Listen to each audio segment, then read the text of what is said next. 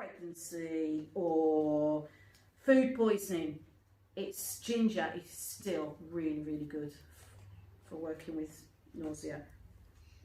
So there, in this case, the special potency is the fact that they are all very different causes of nausea, and yet ginger still addresses all these different causes. So what it's doing is sometimes it's focusing on the stomach and it's regulating the stomach and calming that, and sometimes it's focusing on the brain, because travel sickness is a completely different type of nausea, and yes, it's working with all of them, so it's really, really, really unique. And you should always have some ginger root knocking around somewhere, even if you end up having a ginger beer, which isn't quite right, but still, it's better than nothing. So ginger root, ginger powder, anything, it's a good thing to have knocking around in your kind of herbal box, whatever you want to do. Fennel, also really nice remedy. It's a warming, aromatic. Again, you've got the aromatic, carminative. It's also antispasmodic as well, and it's a relaxant. So you're covering quite a few bases of nausea there with fennel. You probably mix up, possibly, check that, page, tincture or an infusion, or simply even chewing seeds can be beneficial for the nausea. And also another things, peppermint, clove, cinnamon, chamomile, yeah.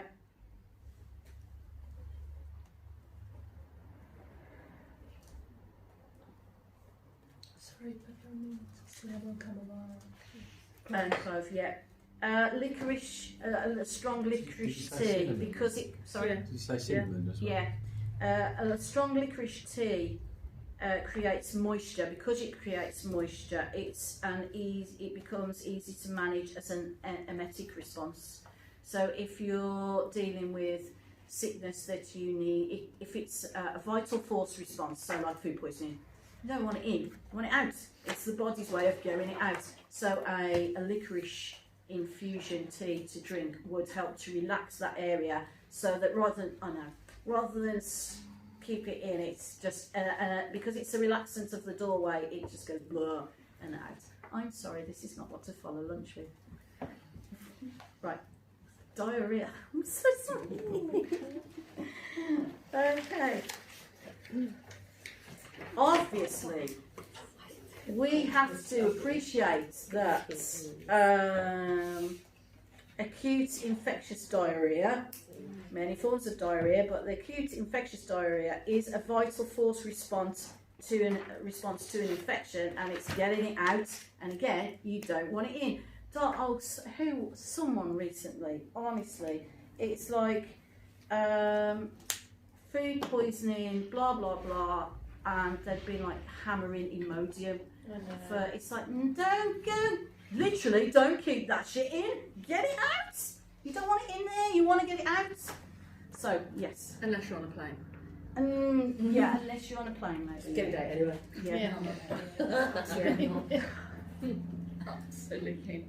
When you start again, so what's the Imodium doing? It's suppressing the vital force. Keeping the infection in. It's keeping it in. So it's suppressing the vital force, it's suppressing the symptom, and what it's going to do there is, instead of it being a 24-hour thing, it's going to be a week, because it's going to affect other things as well, and we're just going to get other problems. I'm surprised how many people don't understand that. It's taken but I by think surprise, but it's don't be. okay. That was me back in the day. It's But it's our allopathic education. Yeah, It's, anything and to it's stop not what just the what we're problem was. educated. It's the way we live. Is you got that problem? Take that. But then Because it you don't want that, do you? But it It's comes like, well, your still- body knows what it's doing. It's getting rid of it. So Why suppress it? yeah, exactly. Because you always think the doctors are light. So, food poisoning is typically like a hot infectious diarrhea. Again, basically what you want to be doing with that is just, you know what, you want to be doing that? Drink plenty of water. That's got nothing to do with anything. That's just rehydration. Drink water. So you're going to be drinking plenty of fluids to replace electrolytes, fluid loss,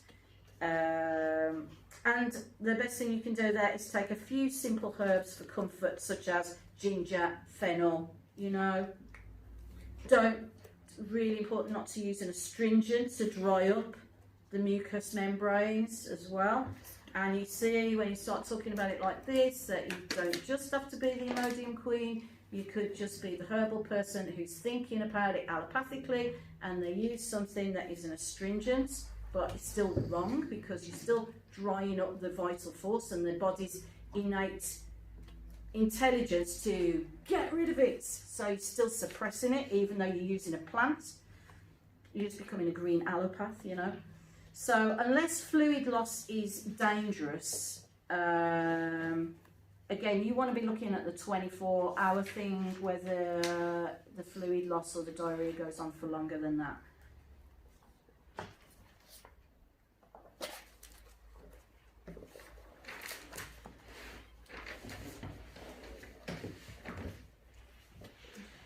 If you've got something that's not food poisoning, someone's just like got chronic loose poop, let's call it, then that's much more workable because there's not a lot you can do with food poisoning. You're just looking at something for comfort, don't suppress it, rehydration, replace electrolytes, and you just need to get it over and done with.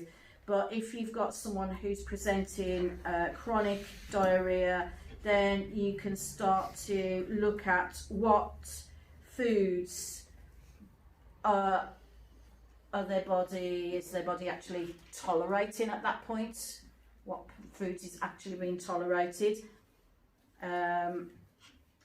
That's the most important starting point, really, to look at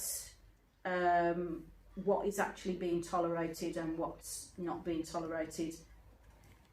How would you know, Vicky, if it's just coming through like really loose? Yeah, but if they've had something that's, if they've eaten something and they didn't have an immediate bowel movement over it, then that was possibly a tolerated food at that point. That doesn't mean to say, because of everything we've just spoke about, there could be so many reasons why there's diarrhea. So that doesn't mean to say that, oh, well, they ate some bread and that's okay, then they don't have a gluten intolerance, but you can't rule it out like that. But you can start to think, okay, so they had, I don't know, they had some cereal and they had violent diarrhea straight after, and they had something else, but they had a lunchtime, they had a round of toast, and it was okay after that. So it's kind of building a picture, being a bit of a detective about, okay, so what have we got here? And you'd want to look at everything else that surrounds the diarrhea. So when did it start? How did it start? At what point have they been stressed? Is there this? Is it possibility that it's leaky gut? Is there any connection to irritable bowel syndrome? You look at everything, the whole picture, you know. Another thing you'd want to look at as well is you could also look at potential for parasitic infection as well.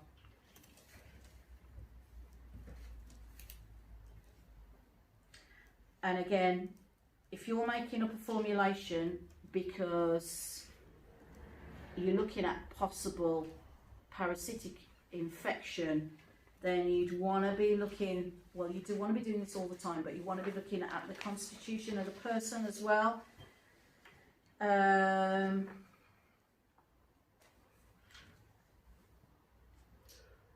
it's important. It's most important in this situation because most of the remedies, if you look over your herbs by actions and by, I forget what it is, by actions and by taste, isn't it, or something. Most of the cooling and drying, so the strong bitters.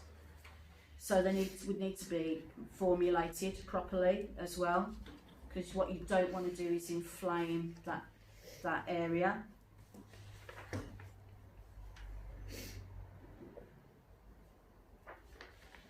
So, for example, a mild astringents are lady's mantle, geranium and nettle.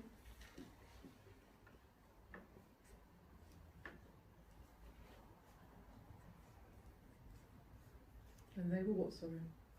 They're mild astringents. What's the second one? Ladies' mantle and what? Geranium. Geranium. And if there's signs of infection, you'd be looking at adding like an antiseptic into the formula as well. And then you'd be looking to you see how you build a formula? I'm going to go into it. I'm just going to plough through this poop stuff, and then I'm actually going to go into how you build a formula. So you'd want to be rebuilding with a carminative as well, so maybe a peppermint and a fennel, or maybe using a clove.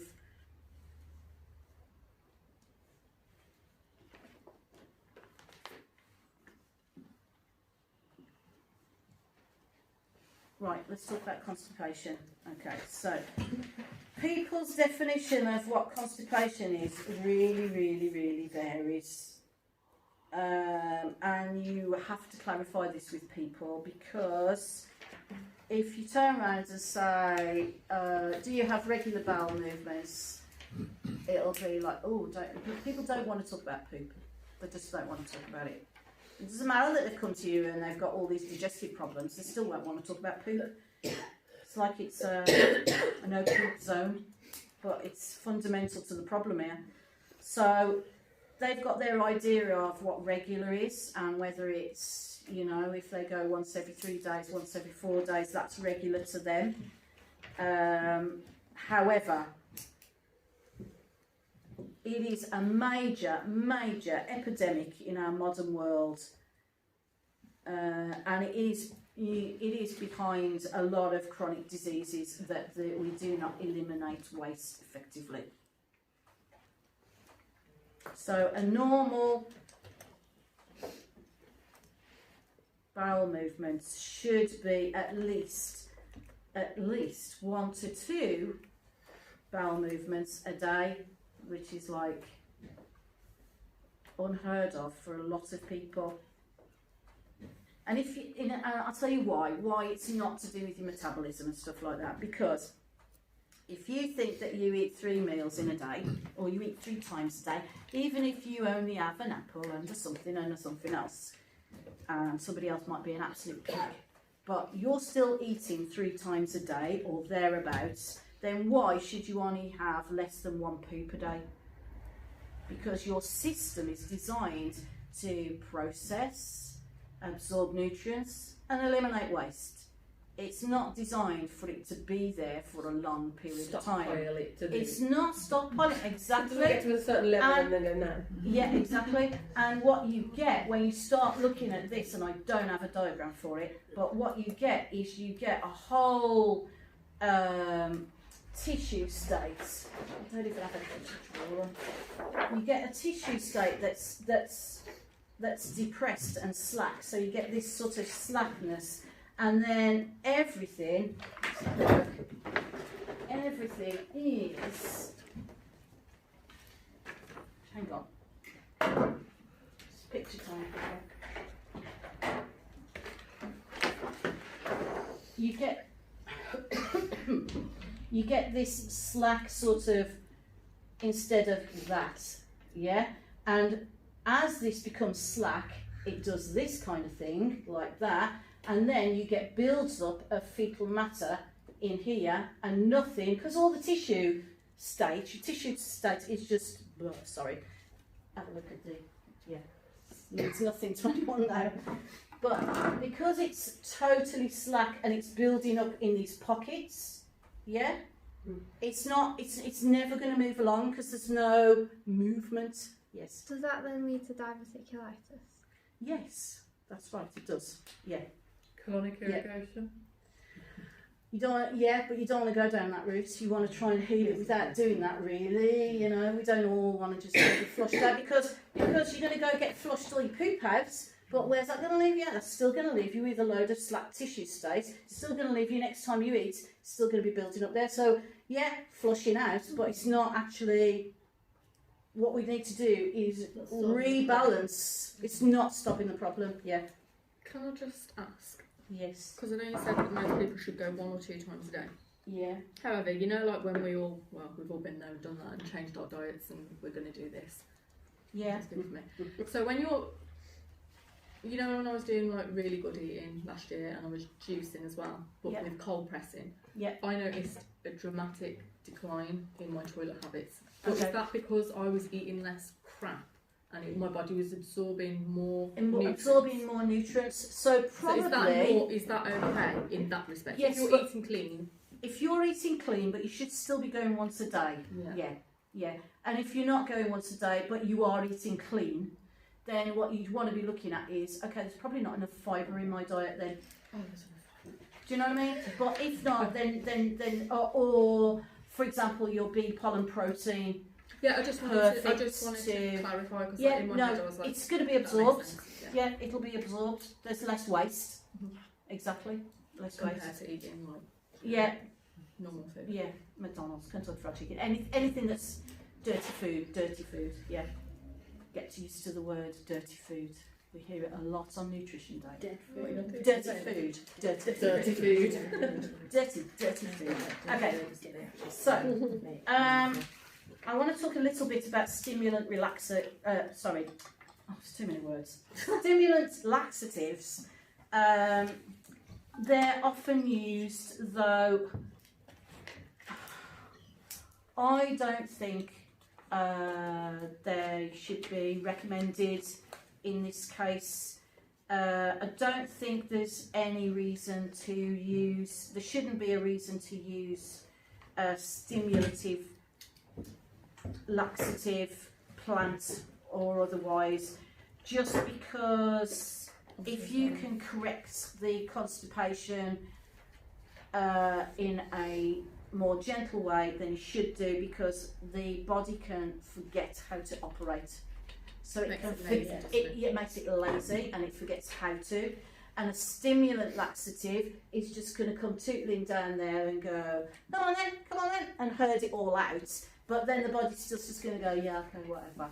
And so there'll be a big poop. But then it's relying on that afterwards because it's a stimulant, yeah? So you want to use corrective plants that are not going to be that kind of addictive stimulant. Yes. Sorry. It's all right. So if there's someone that is taking daily suppositories, it's likely when they stop taking them that there will be a reduction in the bowel movement, but given time they may actually find it regulates it. I can't answer that without doing a complete evaluation on the person, because if someone's taking daily suppositories, there's obviously a massive, huge problem. Yeah. So I'd want that person to be a client and say, right, okay, so what the hell's going on here then? You would love that person. So because that's like a whole can of worms. Yeah. You'd want to know what was going on there. Okay. Oh, don't, Pam. I'm sorry, what? What did Pam say? That parasitic ones. Moving on. So, the core to this is removal of food intolerances. Yeah, number one. Many times the primary cause of which is a dairy allergen is a primary cause of a lot of constipation, but not all. Don't be blanketing that.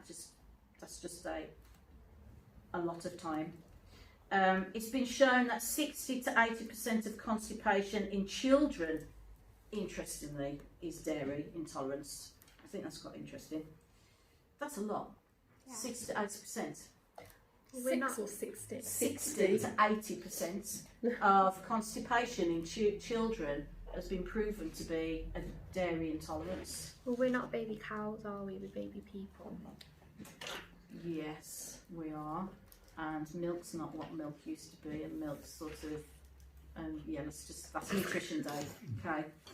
Another important factor to look at is simple dehydration. We are dried out people. We are messed up, dried out Westerners. We really are. We're so dry. We are dry and shriveled. Dehydration, massive. If there isn't enough moisture in the GI, then the food is gonna get stuck. It's just gonna get stuck. So many cases of constipation are as easy, it's an easy cure. You don't even have to go down the plant route. That's why you should never be a green allopath and just go, let's give you some senna or something. You know, no, let's not do that. You don't have to jump to that. Start with, do you know what, how much do you drink? Increase your water. And what do you drink? And when do you drink, you know? But also with a lot of the kids and stuff, like constipation with the dairy, and you're saying about dehydrating, a lot of them don't really move much these days either. They don't move. Movement. Get up in the morning, warm water and move. There you go. That's the first thing to say to your client. Your Warm body water. doesn't recognise. Or drinking warm water. You drink warm water. Like the tap. Or No. Never drink anything else but tap, no? Out of the kettle, cool down water. Oh, yeah, boiled water, Yeah. cool, let it cool, drink warm water. Yeah. Your body doesn't recognise water. Tap is unless a you have it dirty as word water. with dirty food. Dirty tap. Dirty water then. Right, so you want to get your client to be drinking warm water, taken first thing in the morning. That's the first thing they should be doing is drinking warm water and moving first thing in the morning. It's also worth looking at the upper GI because always look above before below, or look above as well as below, because if something's going on there, then it's likely it's going to go up to there. So also, you know, you investigate further this coming up here. So for example, if there isn't proper chewing and someone's just like inhaling their food, then it's not going to be digested properly. So if there's insufficient or deficient stomach enzyme secretion, then it's just going to hang around all big and heavy and not go anywhere. That'll affect it too. Fibre intake, of course, you want to look at fibre intake, important to consider.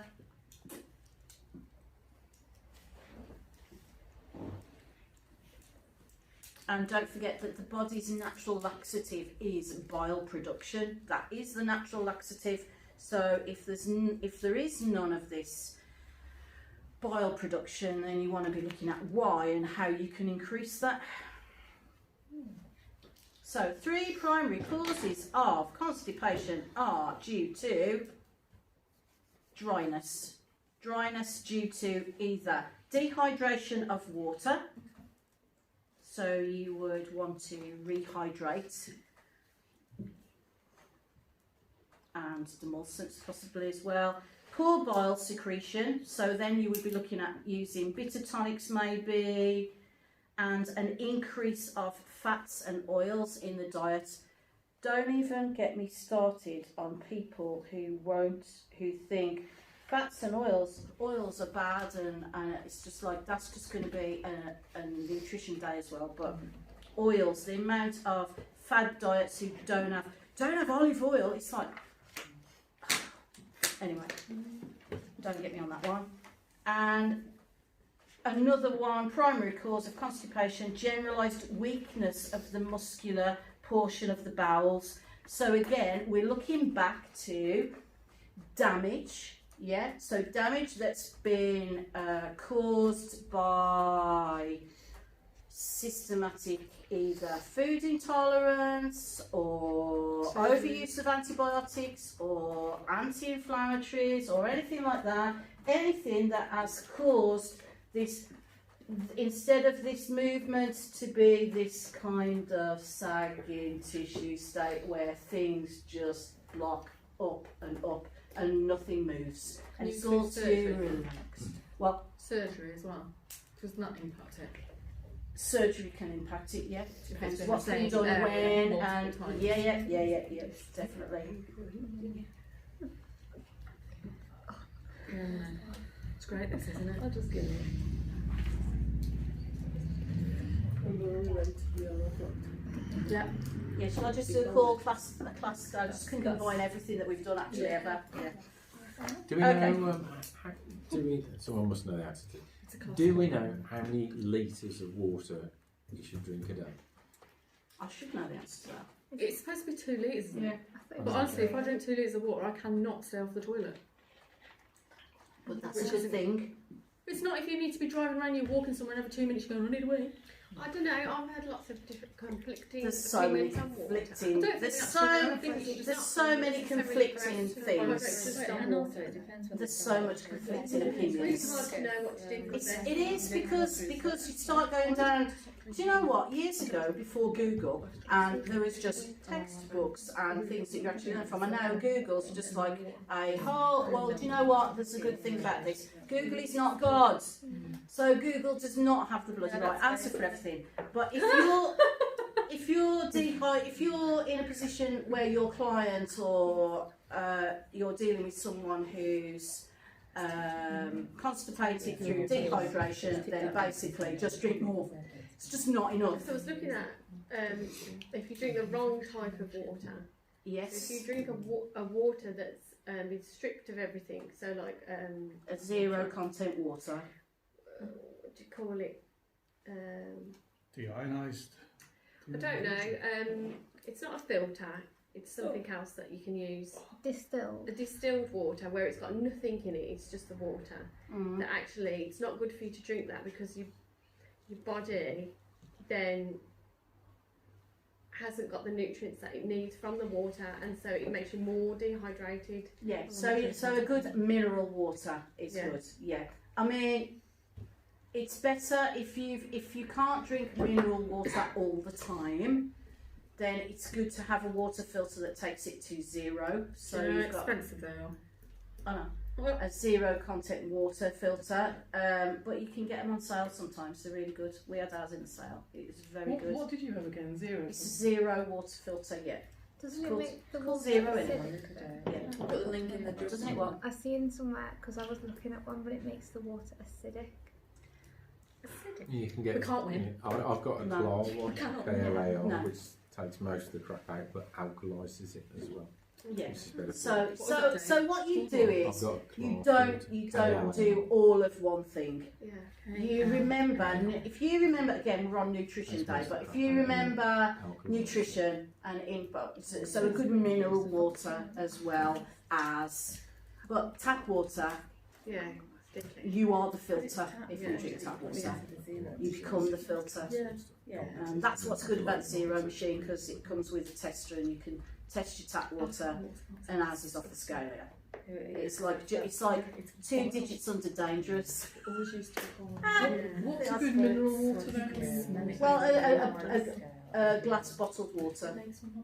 And yeah, we're drinking plastic bottles at the minute. But I can't afford to buy you all glass bottled water. Is there like a big chunky sort of? No, it can come in a jug. Like slimline.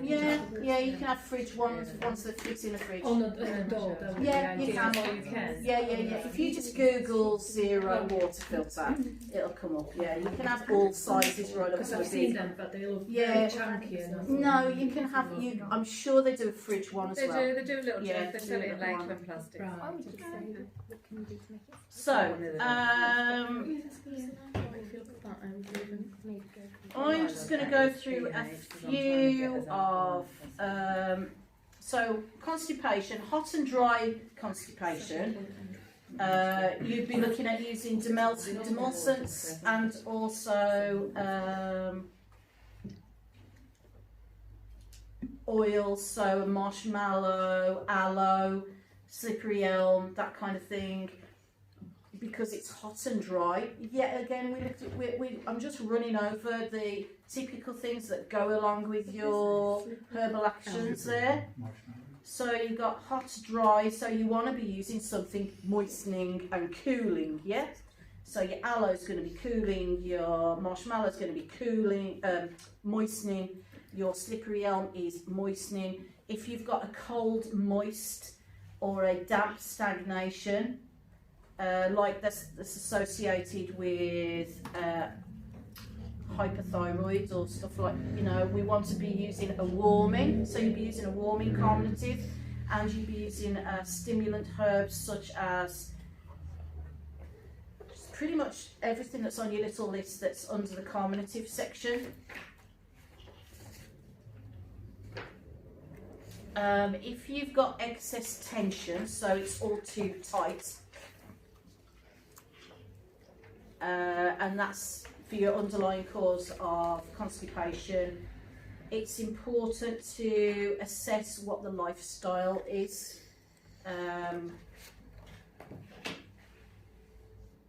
And managing stress levels, because that can also play a really big factor as well. So, for example, not eating under stressed situations, not eating on the go, that the kind of thing is all critical here. And you'd also want to look at a magnesium deficiency as well, potential magnesium deficiency. Another way to help someone who's in a situation where, let's say you've got someone who only goes to the toilets, they don't feel particularly ill, but they have to watch what they eat, do have a lot of bloating, potentially they've got, let's say potentially they've got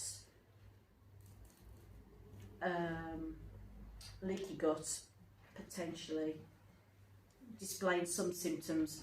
But they only go to the toilet maybe like once every 3 days, so you know that they're not regular at all. If you're going to work with, if you don't have a lot of other symptoms to work with apart from rehydration, then typically you could go for, and again I'm crossing over to nutrition day, but typically you could go for a really good quality magnesium, and you would get your client to take it just one at night, and they will poop in the morning. And you can get, a lot of people are magnesium deficient. We are dry. Is that just adults? I would want to do a little bit more work on that for kids. I don't know, Sammy, to be honest with you. Never done anything with kids. And would the spray have the same effect, or does it have to No, the actually be spray taken? is topical. It's going to help you sleep. It's going to relax your muscles. It's not going to make you poop.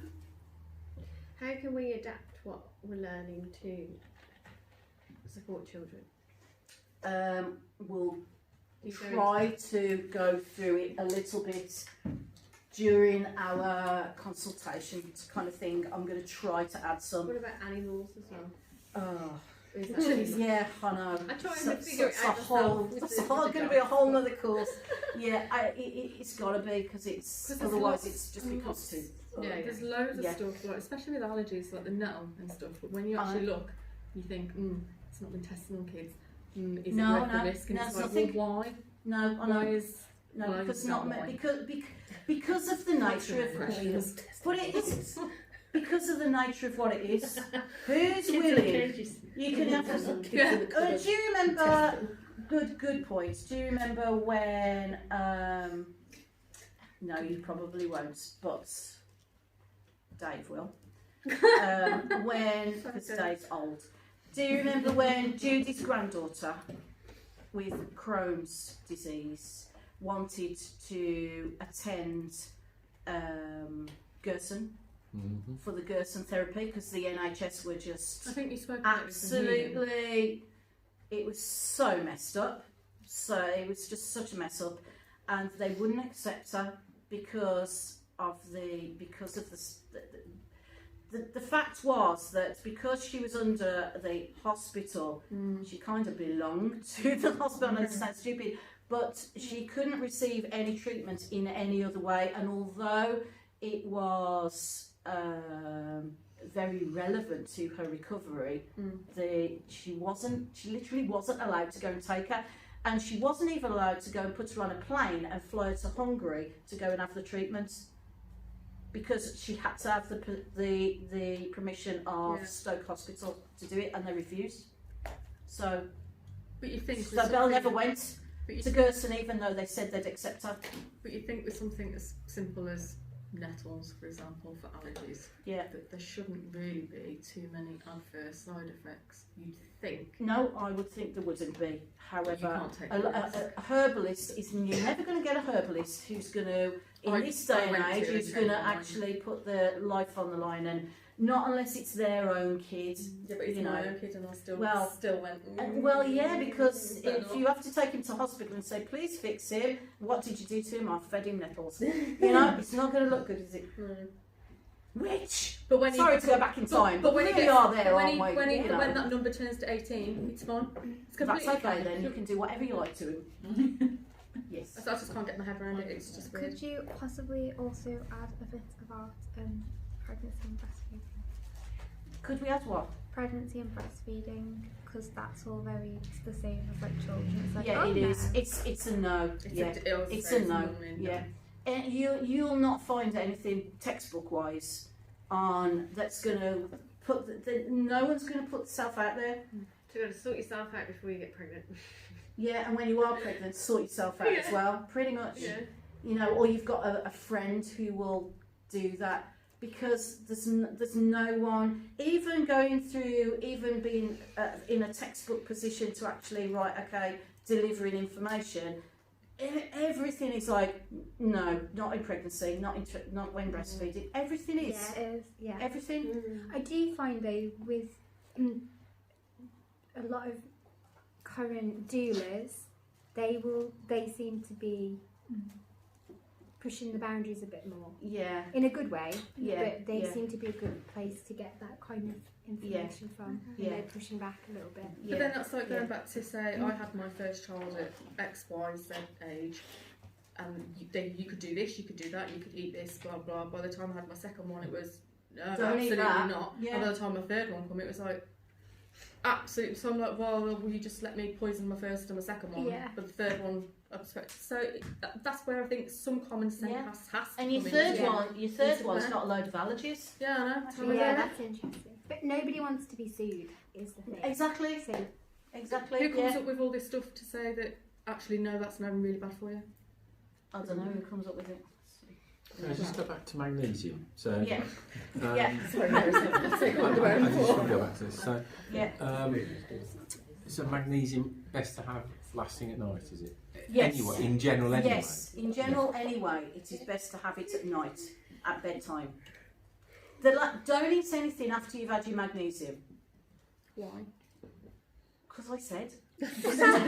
I'm not on nutrition diet. Don't mix my mind with nutritional stuff. I'm doing really well here. Sorry. I can't remember why, but there's a reason. Don't have your healing stuff. yeah. Yeah. Don't eat anything afterwards. absorbed into absorption. food rather than I thought so. into... You know when you're like, can you just- It's I'll I'm take sure- that. That's a good one. It's It something gets about, absorbed where? it's something about the absorption of Yes, yes, it is the absorption. foods will Yes, so interrupt the absorption. Yeah. So that goes back to Of I'm with you now. magnesium. No, I Yeah. get it. With the, Yeah, what you eat, yeah. how the absorption. Yeah. Right. Just generally, are there any other main vitamins? I just want to keep. Dave, I'm not on vitamin Dave. Just quick. This is really quick. Are there any other main Says taking vitamins his massive- that you may have mentioned already that you shouldn't necessarily take together, or you should have at a particular time? Or should I just shut up and wait? No, for you? that's It's just- kind of in the healing stuff. Yeah, but I'll ask you separately. Go back to I healing. can't think, Dave. I can't. Look, I'm good, right? I'm not that good that I can keep putting my mind into this, and yeah, I can't think. Off the top of my head, things that I might have mentioned that shit, I mentioned such a lot. I never shut up. I don't know, Dave. I have all mine together, you see, and I'll probably. I think I've told you not to do you that. have, yeah, but I want to get. I'm sure I've told you not to do that. But I took don't all know mine which together and ones you to told me to have take them at this together. time. He's Those are taking what different we've to you. I'm sorry, people at home who are not paying for nutrition, who are not interested. These lot, they're uncontrollable. Right. Oh, they're all right. Okay, everyone shut up. That's it now, we've got to the everyone shut up. Dave wasn't here when she said no questions at the beginning. Yeah, he wasn't here for that, was he? No. That's my let off. Right, okay. I'm not even going to go into a list of bitter nervines and you're all going to have to look it up. Right, okay. Okay, hemorrhoids. Should we all talk about hemorrhoids? When you mentioned oak How bark, do you in Slovakia they like, PMH? you know, use oak bark but to submerge your bottom in it for hemorrhoids and Two ways yeah. in it, but take it that way. It's I like a think it's Yeah, oak is on my list actually. Yeah, yeah. yeah. So hemorrhoids is obviously, we all know what hemorrhoids are, yeah? Piles, Yeah. yeah, we all know what it is. I don't have to do a hemorrhoid class. God forbid, please. Right, so hemorrhoids, if you think about it, it's Matt a, doesn't know. it's a lax tissue state, yeah? So it causes the vessels to get loose, and this is lovely, flabby, yeah, and they collect fluids. So if you think about, my diagrams are wonderful, look at them. So if you think about tissue states being like this and blood moving through and then this getting lax, and so it would collect like that, yeah, Lovely. like that, and then it goes to where it shouldn't be, yeah. Does Okay. this affect elderly people more? Because I remember my. No, David, it I- affects anybody. No, my- this is a my- question. but my Just grand- say my Pregnant grand- women especially women get giving them, birth. so anybody. It affects okay. people called Dave an awful lot. Especially when they keep asking questions. Tissue in Yeah. that area. She'll question you in a minute, Dave. So vessels get loose and flabby, they collect fluids and they fall out of place. They fall out of place. They're not where they're supposed to be. Okay? So this is why astringent tonic plants are often used. Most often this is a sign of stagnation of the portal circulation. Sorry, what was that? Sorry. Astringent. Stagnation. Stringent tonic. You are not having lunch next time because you're just naughty after lunchtime. It's going to be no lunch next time. What? No lunch. You're all going to sit there with a bottle of water, get hydrated. Right, okay. Yes, so, right, is everyone listening? I'm going to say it again. Okay. This is why astringent tonic plants are often used. Most often, this is a sign of stagnation of the portal circulation around the liver. So bitter alternative remedies are excellent to relieve any congestion in the liver. So that must be again. Sorry. Liver. No, pause me. Sign of stagnation of portal circulation around the liver. Got You that can right? pause me. You can pause me. You've got to watch the first half anyway. You missed it. You can pause me. Right. So hemorrhoids can often be an indication of relaxation in the cardiovascular system. I'm not listening. Remember that. No. So that's the fluids moving through the veins. The vein. Are you still talking about this? I'm still talking about Come it. on, go for a wee then. Yeah. I ain't doing this again. So this is going to be, it's often a sign of relaxation in the cardiovascular system. So here you see the systems, the symptoms of the systems overlapping, yeah? Because you've got a symptom which is of the digestive, yeah? Which is the hemorrhoid and the lax vein, but it's also a symptom, a cardiovascular system symptom, because it's not pumping through the way it should. Yeah, it's settling and lax, and it's all The varicose vein. exactly. So could hemorrhoids Gold then star. be an indication that you could be potentially coming up for a stroke or something? Oh, I wouldn't go that far. That's a bit of a reach.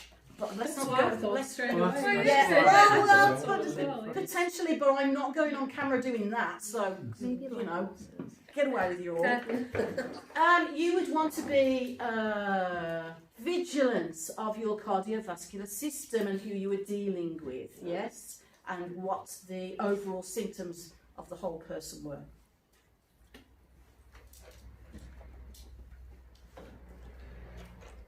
So can you ever get them to I was go just going back? to say, oh my God, listen to the silence.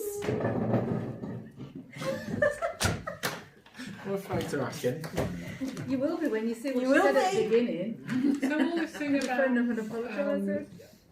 all relating to age then, or hereditary. Who said that? Well, I've read Google? I've read that varicose veins can be hereditary, but that's not right. No. The lifestyle as well. Yeah, Yeah.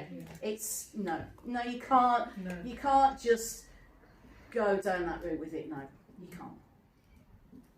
Potentially, there's some constitutional inheritance going on. Inheritance, yeah. However, we can change. We assimilate our constitution as well. Don't forget. Go right back to the start when we talked about constitutions.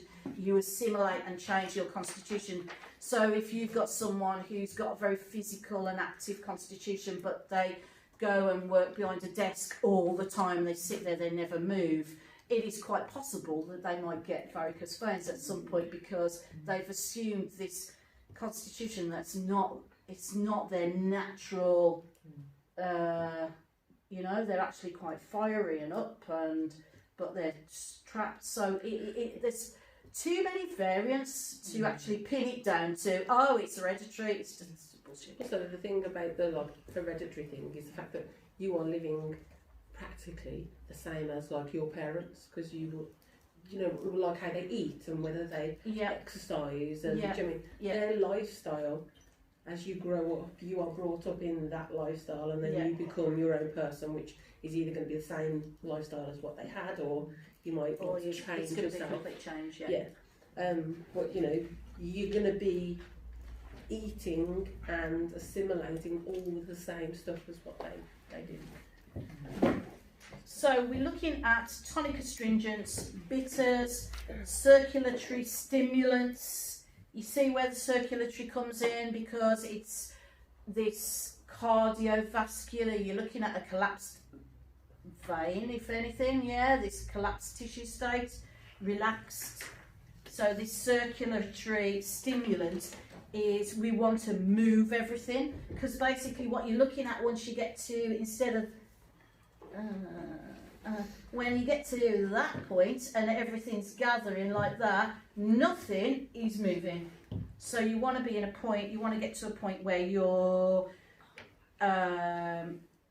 moving anything along that's stuck, so it's moving it out, and also then you're going to be looking at tonifying this slack tissue. Now at this point, I want everyone to be utterly amazed that you can do all this with plants and you don't have to go to a doctor and have a load of crap that's going to give you a load of other side effects. Because this is plants. This is plant medicine. I think it's brilliant. It's absolutely brilliant. I am yet to completely fix myself, but you know what? I'm here and I'm a move. What would cause it in the first place? Did I not say that? Your hemorrhoid, you mean? Lax tissue state. Lax tissue state. So you What would could. cause a lax tissue state? Well, you could Why is be. it specifically in that area? Because you could be looking at, again, you could be looking at food intolerance. You could be looking at, if you go back to this, if you go back to that, if you go back to this, you're looking at anything that is associated with intolerance or over acidic situations, or also environments rather, or also leaky gut, anything that's creating this inflammation and allowing pathogens to come through, all of that, antibiotic, anything that's going to slacken. So if it slackens your digestive system, it's going to slacken into the... Potentially. Okay.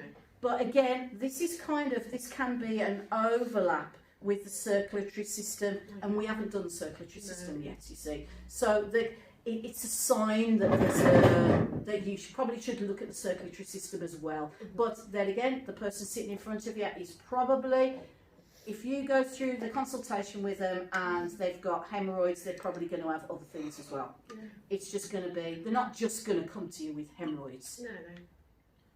There'll be something else that is potentially going to be a little bit of a, I'm not saying like they're all going to drop dead with a stroke, but there's something else. There'll be some other clues, circulatory, a sluggish like varicose veins and stuff like lots of pains in the legs maybe, and other things that also come across as this slackening tissue state.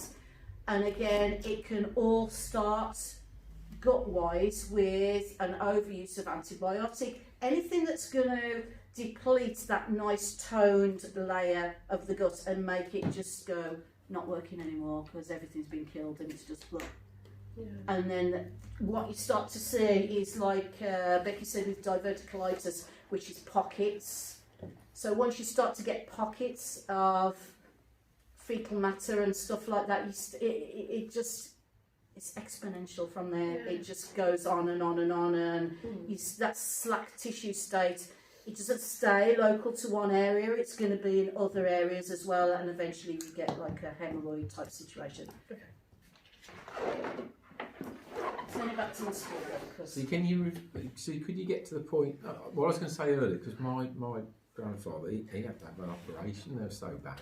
But could you get to a point where you could, because they protrude, I think, don't they? That's right. So you could actually get to a point where they Parallograms. Yeah. So yes, I don't want to draw it, but yes, we get to, you can get to a point where they're actually at yes. Can you get to a point where you can heal it through plants? Yes, you can. Yeah, you can. Totally. Because the reason I asked, does it affect elderly people? Because I know he waited for years, he was in a lot of pain. Yes, he would be. Then he did have surgery. And he was all right. But it's totally able to be cured via working with plants completely. Yeah, plant medicine.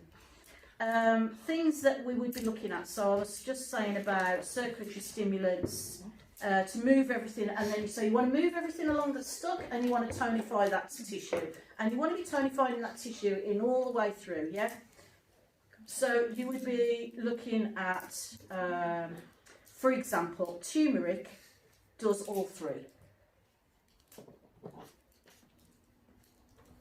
So that's what you would call. I'm going to chuck a bit of formulation in here. That's what you would call a lead herb. That's your lead plant that would be in that formula.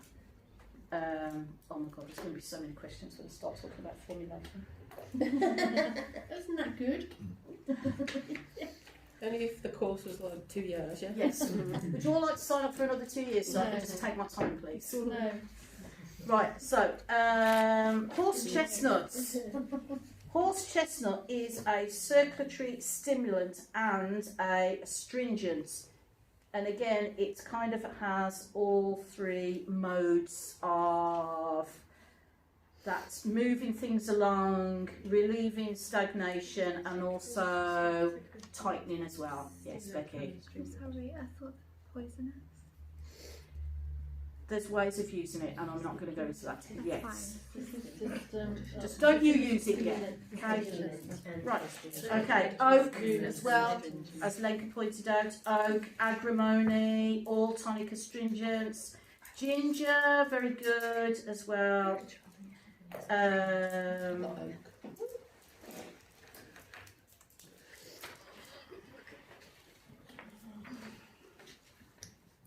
Bitters can be used to relieve portal congestion as well, such as dandelion roots. So dandelion root, burdock, not the pop, and yarrow as well. So they can be used to relieve that portal congestion. So the congestion you get there, they can be used as well.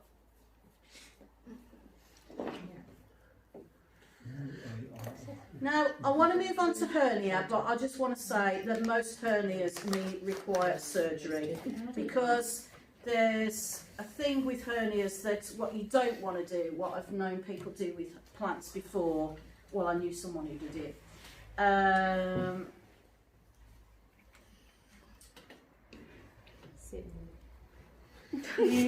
Things need to be put back into place, and then you need to use an astringent to tighten and tone the tissue state back up.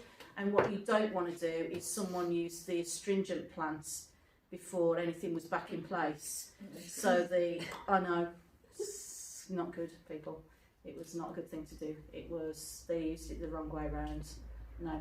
Now, in fairness, the client was told what to do and the client did it the wrong way around. However, I would have been tempted to know when I was a little bit out of my depth and say, do you know what, mate, you need to probably go see a surgeon about that, because we can work with this, but it's going to take quite a long time. It's going to be a little bit risky. I don't think you should do that. And the client took the... At the very least, you need to know that your client knows exactly the risk and exactly what they're doing at that time. You don't want your client to just go away all blasé and take the wrong thing at the wrong time, and yet they still ended up having surgery. So hernias, I can give you a load of guff on what to do with hernias. I'd rather not, and I'd rather you think, no, I think that's a hernia. I think you need to be seeing someone else about that, rather than actually know the limit of the plants. I mean, no, it's not the limit of the plant even, it's the limit of administration and compliance and everything, and it's like, it's a bit risky to me. I can go through it if you want me to, if you want the information. Does anyone want to operate on people's hernias with some plants? No, I don't think so. Colic, so wind and tension in the digestive system is colic. So this is intestinal cramping, and again you'd be looking at warming, carminatives.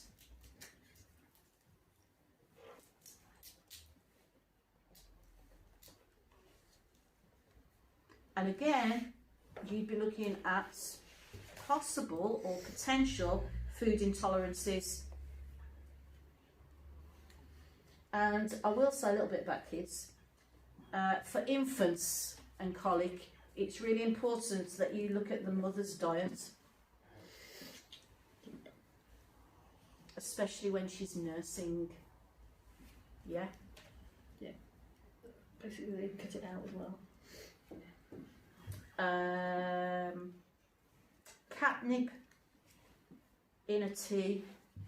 If you get catnip and use a tea of catnip, it's considered a very good medicine for colic, and also as is chamomile as well. And are they safe when breastfeeding?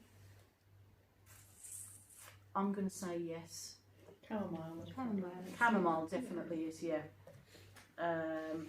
Seeing that catnip in America is used as a mixture with chamomile, as almost like a fennel type tea mixture for babies. Now, I don't know if that's allowed over here. I've never had a baby presented to me and say, please medicate my baby, thank God, touch wood.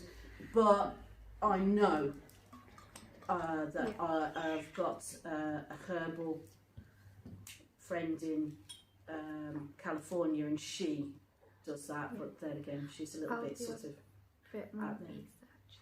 Research Yeah, I know it's allowed in America. They allow a lot of things. Their children are no different to ours, so you know.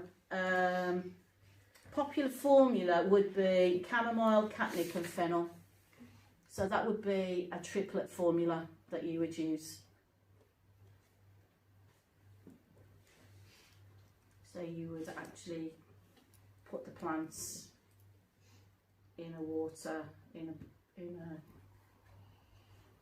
boil the water, Yeah, just cool it a little bit, put the plant in it, let it stand there until it's cool, strain it off and put it in if you was giving it to a baby, you put it in a bottle and...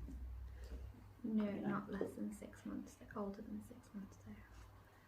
You shouldn't give anything to babies under 6 months. So you would take it yourself, maybe. Yeah. Yes. Yeah, that would be the way to go if it was a wee tiny baby. Yeah. So, moving on to itises. So, itis equals inflammation, and so you've got gastritis. How are you spelling that? Gastritis? No. Itis. Well, I'm just taking the itis off gastritis. So, that's just me. So, gastritis, enteritis, It's late colitis. Anything with itis on the Everything with itis at the end.